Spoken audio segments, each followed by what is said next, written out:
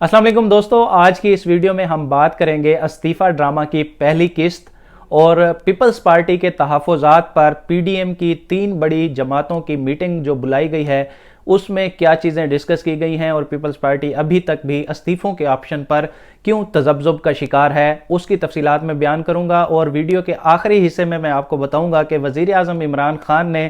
थोड़ी सी लचक का मुजाहिरा किया और अब उन्होंने भी वो पॉलिसी अपनाई है कि जिसके बारे में कुछ रोज़ पहले रऊफ़ क्लासरा साहब ने अपने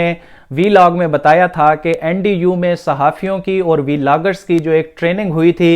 एक जो वहाँ पे वर्कशॉप होती है, उसमें डीजीआईएसआई जनरल फैज़ हमीद ने नेशनल डायलॉग की अहमियत पर जोर दिया था और कहा था कि नेशनल डायलॉग होना चाहिए। तो आज वज़ीर आज़म ने भी कुछ इस तरह के ही इशारे दिए। वज़ीर आज़म ने सियालकोट में सहाफ़ियों से गुफ्तगू करते हुए और क्या कुछ कहा है वो सारी तफसीलात हम आपसे शेयर करेंगे।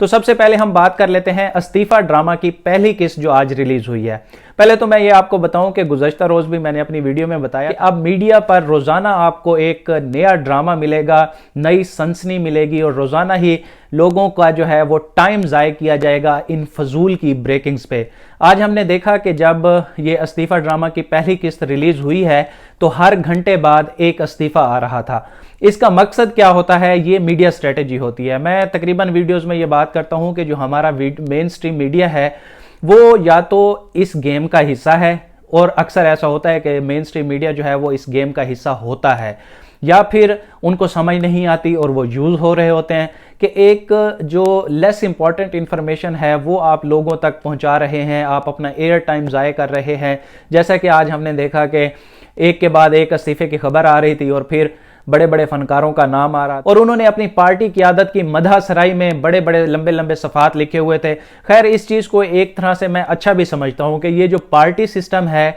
इस तरह के इस्तीफ़ा ड्रामों से जो है वो थोड़ा मजबूत होगा। ये जमहूरियत के लिए भी बेहतर है, ये कोई गलत बात नहीं है। इससे ये मालूम होता है कि कौन सा बंदा अपनी जमात के साथ कितना लॉयल है और वो अपनी पार्टी की आदत के कहने पर किस हद तक जा सकता है। अगर कोई बंदा इलेक्शन में इतने पैसे खर्च करके और फिर उसकी पार्टी की आदत उसे कहती है कि अब हमने असम्बलियों से मुस्ताफ़ी होना है और वो अपना इस्तीफ़ा पेश कर देता है, तो मैं समझता हूं कि वो जमहूरी बंदा है और वो पार्टी के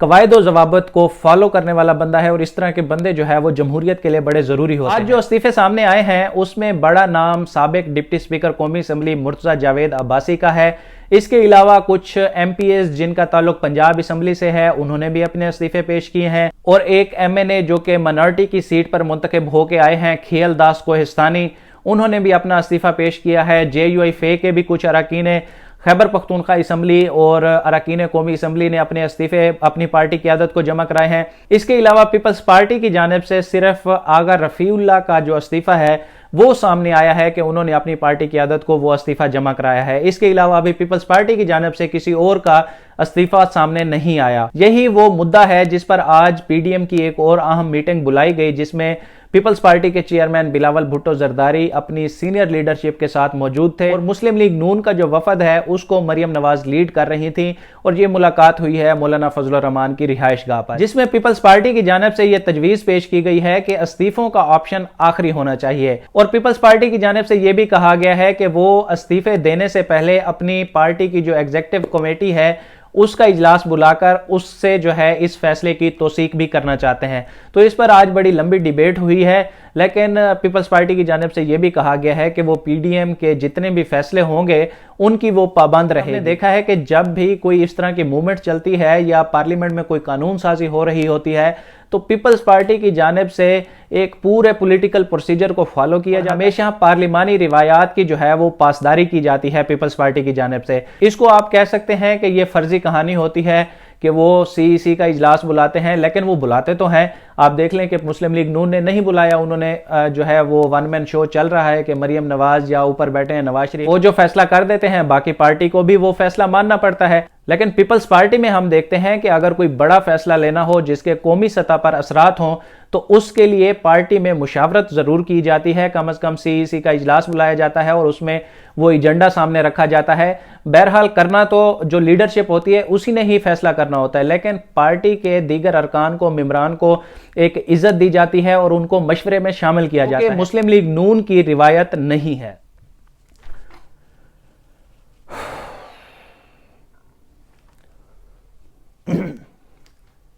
اس لیے آج ہم کہہ سکتے ہیں کہ گزشتہ روز پی ڈی ایم کے سربراہی اجلاس کے بعد مولانا فضل الرحمان نے جو استعفے جمع کرنے کا ایک اعلان کیا تھا وہ تھوڑا جلد بازی میں کیا گیا تھا، اور پیپلز پارٹی ابھی اس پر مکمل طور پر جو ہے وہ پی ڈی ایم کی حمایت میں نہیں ہے، وہ ابھی اپنی پارٹی میں اس معاملے پر مزید مشاورت کرنا چاہتے ہیں۔ اور یہی چیز ہم دیکھ رہے ہیں کہ جب سے پی ڈی ایم کا قیام عمل میں لایا گیا ہے تو مولانا فضل الرحمان اور مسلم لیگ نون بڑی جلد بازی میں نظر آتے ہیں، لیکن پیپلز پارٹی کی جانب سے ہمیشہ تحمل کا مظاہرہ کیا جاتا ہے۔ وہ چاہتے ہیں کہ جو بھی قدم اٹھایا جائے سوچ سمجھ کے اٹھائے، ایسا قدم نہ اٹھا لیا جائے کہ جس سے بعد میں سبکی کا سامنا کرنا۔ اب ہم بات کر لیتے ہیں وزیر اعظم عمران خان کی جانب سے جو ایک بڑی آفر کی گئی ہے پی ڈی ایم کو، اور وہ ہے نیشنل ڈائیلاگ سے متعلق۔ لیکن وزیر اعظم عمران خان اپنی ضد پر بھی اڑے ہوئے ہیں، وہ جو ان کا ایک کرپشن کا بیانیہ ہے اس پر وہ ٹس سے مس نہیں ہو رہے۔ وہ کہہ رہے ہیں کہ اگر ہم نے بات کرنی ہے تو صرف قومی سطح کے معاملات پر بات کرنی ہے، آپ کہتے ہیں کہ نیشنل ڈائیلاگ کرنا ہے